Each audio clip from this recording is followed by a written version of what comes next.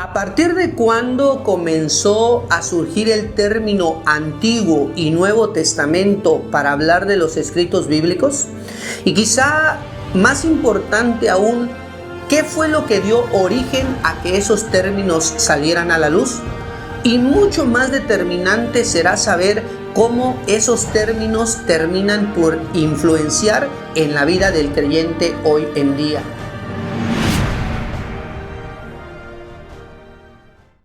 Para el año 325 al 400 después de Cristo, como es la fecha universal, se estaba recién organizando lo que hoy popularmente se conoce como la Iglesia Católica. Y para los padres de la Iglesia, en ese afán de querer demostrar principalmente a los emperadores romanos que ellos no tenían nada que ver con el judaísmo, que la religión que ellos tenían era cristianismo y que no tenía nada que ver con la fe hebrea, fueron ellos quienes empezaron a referirse a la Biblia como que existe en ella un Antiguo Testamento y un Nuevo Testamento. En palabras que nos entendamos, ellos hablaban de un Antiguo Testamento hablando de los libros de Génesis a Malaquías y un Nuevo Testamento cuando hablaban del Evangelio de Mateo a el Apocalipsis. Pero ¿por qué ellos, los padres de la Iglesia, se vieron en la necesidad de crear dichos términos? Bueno, porque ellos querían evitar la tribulación que para ese tiempo era una realidad en la vida de todo aquel creyente que quería acercarse a la vida espiritual. Y en ese afán de demostrar a los emperadores romanos ya no nos persigan, porque en ese tiempo los emperadores romanos perseguían al judío por su condición de judío. Y como los emperadores romanos, o por lo menos la mayoría de ellos, pensaban que los nuevos cristianos también eran judíos, pues sufrían algo de persecución. Y los emperadores romanos tenían esa idea que todo aquel que comenzaba a leer libros hebreos, pues también se había convertido al judaísmo. Entonces los padres de la Iglesia quisieron hacer esa diferencia y hacerles saber a los emperadores: señores, César romano, nosotros no tenemos nada que ver con los judíos porque ellos creen en un Antiguo Testamento, o ellos estaban con Dios en el Antiguo Testamento, pero ahora nosotros estamos en el Nuevo Testamento. Así que cuando usted vuelva a leer la Biblia y lea en ella acerca de un Antiguo Testamento y un Nuevo Testamento, sepa que ese es un término que inventaron los padres de la Iglesia hace unos 1650 años atrás y que lo hicieron para evitar la persecución. Pero mucho más importante, cómo esos términos terminan por definir la vida del creyente moderno.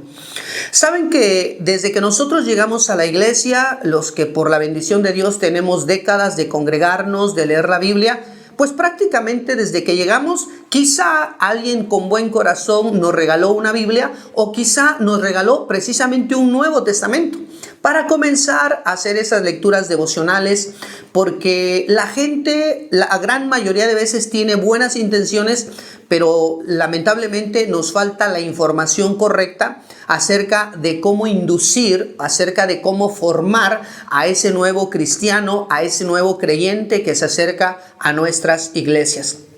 Mire, todo lo que está escrito en lo que la gente conoce como Nuevo Testamento no es sino el cumplimiento de las profecías que Dios dio en los libros que la gente llama Antiguo Testamento, a través de Isaías, Jeremías, el profeta Daniel, Oseas, Joel, Amós, Abdías. A través de todos esos hombres sagrados, Dios dio profecías y muchas de ellas se cumplieron ya en esos documentos que son popularmente conocidos como el Nuevo Testamento. Entonces, si usted solamente se enfoca en la lectura del Nuevo Testamento, o llega un nuevo creyente a la iglesia y usted le anima a que lea la Biblia a partir del Nuevo Testamento, entonces no podrá esa persona, o usted mismo, usted misma, no podrá conocer el significado de esas historias que están en los libros conocidos como el Nuevo Testamento. ¿Por qué no podrá comprenderlos? Porque ellos son, en la grandísima mayoría de veces, esos eventos son solamente un cumplimiento de las profecías que están en el Antiguo Testamento. Y si usted no se da a la tarea de leer esos libros que la gente llama el Antiguo Testamento, como seguramente va a suceder, porque para usted y para mí el término antiguo no es algo que sea una prioridad, no es algo que vamos a escoger, no es algo a lo cual le vamos a dar importancia, no es algo que será un material de primera mano.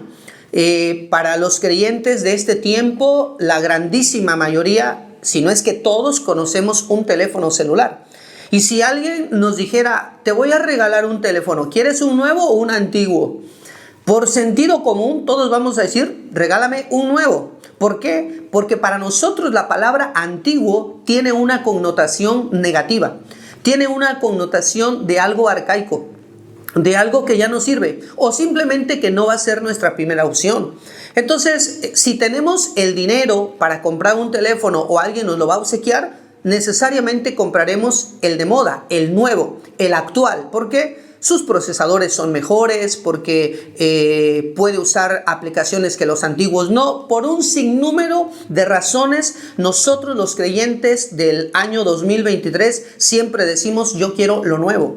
Si habláramos, no sé, del trabajo en el campo y nos dieran a escoger entre poder comprar maquinaria agrícola nueva o antigua, lo mismo en cualquier campo de la vida, las personas lógicas con un pensamiento deductivo, razonante, todos vamos a escoger lo nuevo. Nadie de nosotros querría lo antiguo. Entonces, si usted lleva 20 años en la congregación, 30, 40, 50 o 7 años, y durante todo ese tiempo usted ha oído que hay un Antiguo Testamento, pues no va a ser su prioridad estudiarlo. ¿Por qué? Pues simplemente porque inconscientemente quizá usted ha grabado en su mente que eso es cosa del pasado. Y entonces, si usted leyera el primer libro de las Crónicas, y se va a encontrar con genealogías interminables de nombres que a nosotros nos es bien difícil pronunciar porque no son nombres conocidos en el entorno donde vivimos. Y usted va a encontrar que ahí están los descendientes de David y los descendientes de Aarón y los descendientes de Neftalí y de Gad, Aser. Y usted va a decir, ¿y quiénes eran esas personas? ¿Quién fue Gad? ¿Quién fue Neftalí? ¿Quién fue Isaacar? ¿Zabulón? ¿Y por qué aquí está quién fue su hijo y su nieto y quién engendró a la siguiente generación? Todo eso, cuando usted lo lea, en el caso que alguna vez lo haya leído, pues tal vez lo va a leer sin ponerle mucha atención tristemente algunas veces o muchas veces las personas pasan mejor esas hojas y de plano no las leen porque piensan, ¿qué puedo aprender de aquí?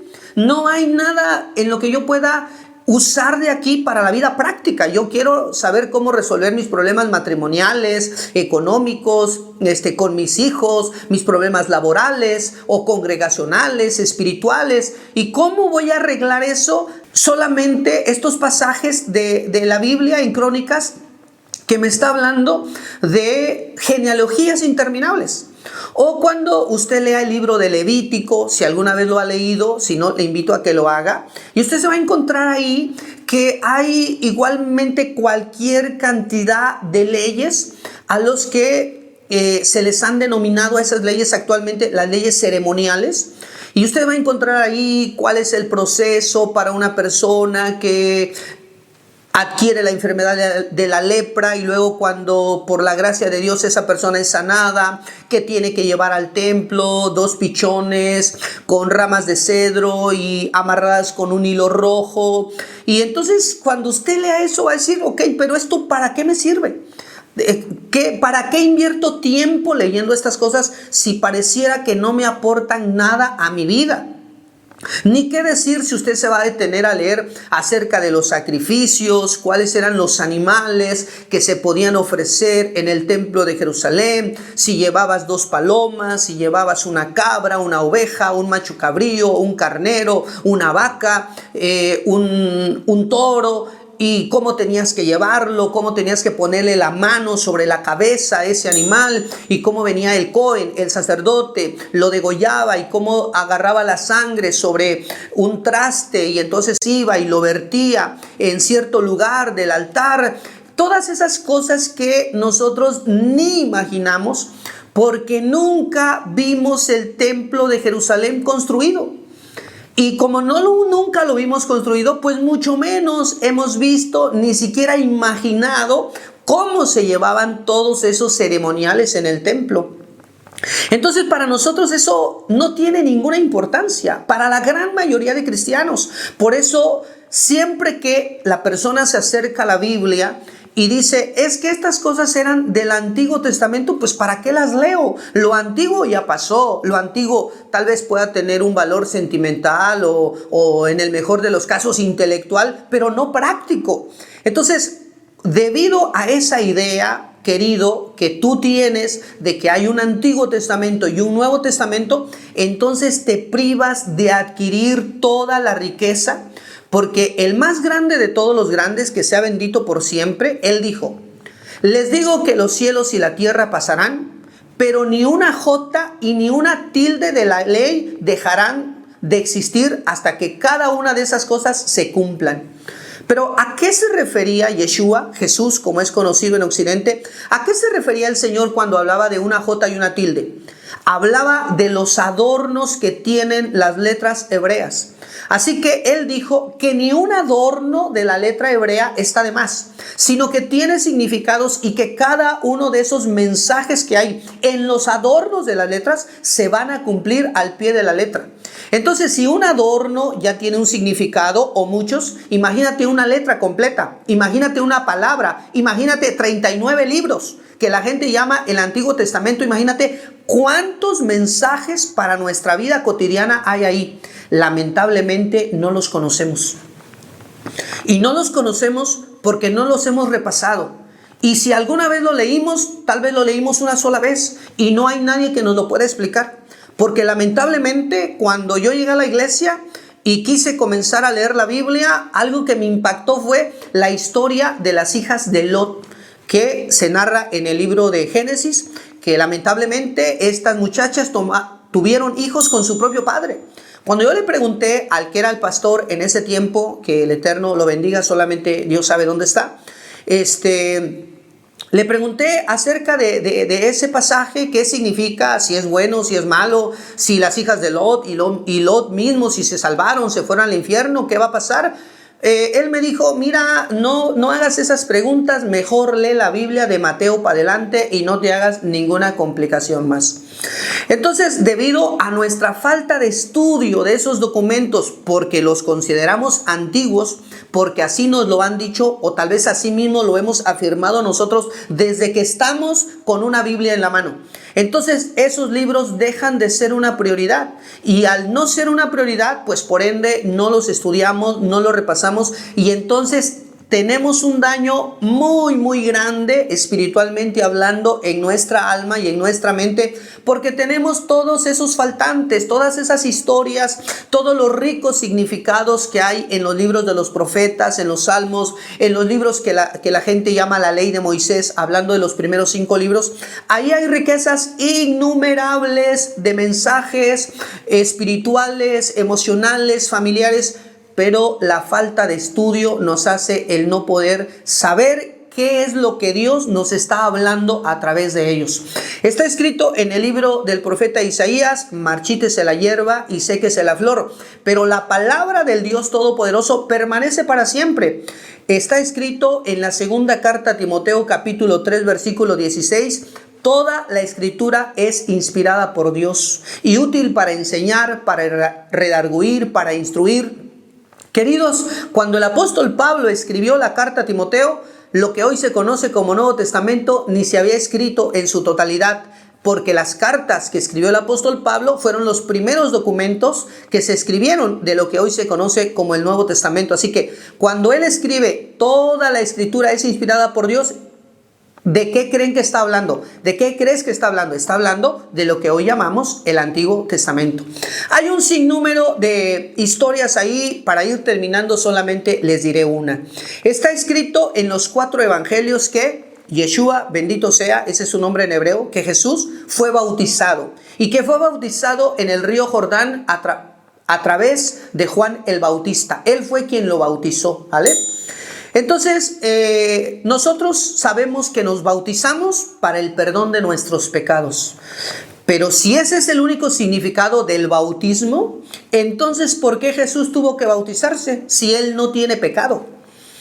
Pero como no sabemos cuál es el origen de ese concepto al que hoy nos referimos como el bautismo, como no sabemos cuál es el origen de esa acción en la cual había que zambullir completamente el cuerpo en agua, pues entonces no podemos saber por qué Yeshua, Jesús, tuvo que bautizarse. ¿Y por qué usted se bautizó? Ok, usted y yo nos bautizamos de adultos para el perdón de nuestros pecados. Pero Yeshua, ¿por qué? Porque él también se bautizó de adultos según los evangelios. ¿Pero por qué? Él no necesita que le perdonen pecados porque él no tiene pecado. Entonces no sabremos por qué él tuvo que bautizarse. Y tal vez si hacemos esta pregunta, a lo mejor a nuestros líderes, al presbítero, a un anciano, al pastor, no sé, tal vez nos dirá, mira, las cosas ocultas le pertenecen a Dios. Así que ni te preocupes por eso, tú bautízate y sigue para adelante la vida. Queridos, esa idea de un Antiguo y un Nuevo Testamento es una idea errónea. Y por mucho que usted lo lea en la Biblia, sepa que los editores de la Biblia, hablando principalmente de Casiodoro de Reina y Cipriano de Valera, que fueron los primeros que tradujeron los escritos griegos antiguos al idioma español, por eso nuestra Biblia dice, vosotros si oyereis, porque así hablan los españoles. Esos señores hace casi 500 años hicieron esa traducción y ellos pues también pusieron ahí, este es el Antiguo Testamento y este es el Nuevo Testamento, porque ellos también obedecían a una tradición muy antigua que ya existía, como les dije antes, desde hace 1600 años. Así que ahora cuando usted lea la Biblia, comprenda por favor que toda ella es la palabra de Dios y que es útil para su vida espiritual.